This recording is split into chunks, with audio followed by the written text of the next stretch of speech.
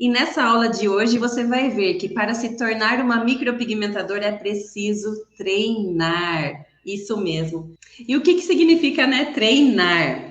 É estar cada vez mais perto de você fazer uma micropigmentação perfeita, de qualidade e realista. Natural, como você sempre sonhou. E como tudo na vida, a gente fica bom se nos dispusermos a treinar e ficar concentradas nesse treino, né? E nada melhor do que aprender com o básico a fazer o básico bem feito.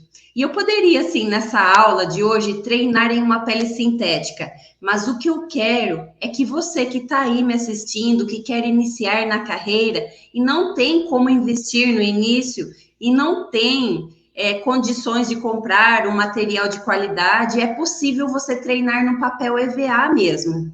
Porque o papel EVA, ele custa em torno de R$ 3,50 a R$ 4. E é 1 metro de pele, dá para você treinar antes, muito nessa pele. Quero fazer tudo perfeitinho para vocês hoje, porque é uma aula sensacional. Então, antes de tudo, para quem ainda não me conhece e está caindo de paraquedas aqui, eu sou a Cassiana, sou especialista em micropigmentação de sobrancelhas e mentora de mais de 800 micropigmentadoras. E aqui nesse perfil, eu ajudo empreendedoras da área da beleza a faturar 10 mil por mês, atendendo apenas uma cliente por dia com micropigmentação. Então, eu ajudo essas empreendedoras a faturar 10 mil por mês, isso mesmo. Ela não é para você, porque aqui eu vou ensinar tudo isso hoje. Qual é a trama de fios? O que fazer quando uma sobrancelha é muito fina? O que fazer quando uma sobrancelha já tem bastante pelinho? Qual técnica utilizar? Como alinhar, né, a expectativa da cliente perante a micropigmentação, porque é muito importante.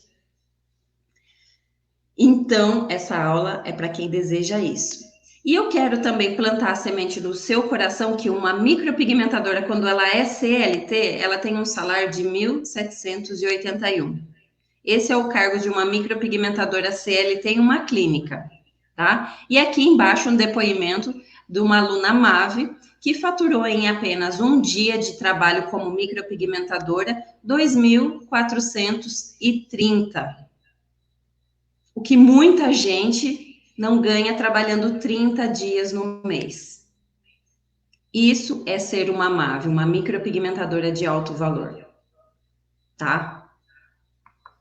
Então vamos lá, vamos iniciar a nossa aula de hoje. Eu quero que vocês entendam que para você escolher qual técnica utilizar na sua cliente, é importante que você entenda a diferença das técnicas. A diferença das técnicas, mas qual que é a importância de você entender a diferença das técnicas? Vamos supor que você tem uma cliente que chega para você com uma sobrancelha assim. É uma sobrancelha muito comum hoje em dia em mulheres de mais de 40 anos, 45, que antigamente usava-se a sobrancelha muito fina. E aí, o que acontecia? Ficava esse arqueado. Como que você consegue, para você vender uma técnica para uma cliente assim, se você escolher, por exemplo, somente a técnica fio a fio, o que vai acontecer? A fio a fio ela não vai ficar muito bem em uma sobrancelha assim, ela vai ficar com, com uma pele aparecendo, os fios vão ficar muito longes e o acabamento não vai ficar legal. Neste caso, é preciso que você explique para sua cliente qual que é a diferença das técnicas em si, qual que é a técnica mais adequada para ela, nesse caso. Se muitas vezes você não tem esse conhecimento e você acaba fazendo a fio, você acaba deixando a sua cliente desapontada com o procedimento, porque na hora do retoque, os fiozinhos não aparecem. Eles fica quase imperceptível para o olho da gente, tá? Então, nesse caso, eu gosto de fazer a Shadow Line, que é a mistura de fios e de sombra em uma cliente que aparece para mim dessa forma, tá? E eu explico para ela que a duração da micropigmentação vai durar mais para ela, mas a sobrancelha vai ficar natural, da mesma forma. Mas o entendimento em si da técnica faz muita diferença. Já reparem nessa sobrancelha como ela já tem o corpo mais cheio de pelo. Ela já tem a cauda com mais pelo. Então, uma indicação de fio a fio nesse caso é super possível. Agora, se a gente volta e compara, vocês percebem que no início tem só uma linhazinha de pelo? E se a gente fazer o fio a fio, vai ficar destacado muito a pele da cliente? Quem aí concorda comigo? Agora, observem essa. Ela já tem uma estrutura de pelos iniciais maior. Ela já recebe melhor uma fio a fio, tá? Ela já recebe melhor uma fio a fio nesse caso. Agora vamos ver essa. Olha só a diferença dessa cliente aqui.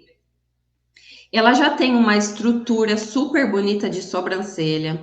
Ela já tem um formato bem definido.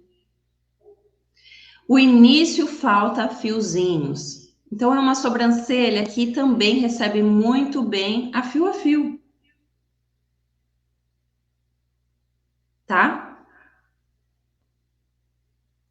Então, qual que é a sobrancelha mais difícil? Geralmente, uma cliente assim, ela vem já com o desejo de fazer o fio a fio. Mas o desejo do fio a fio para ela é que ela quer uma sobrancelha natural.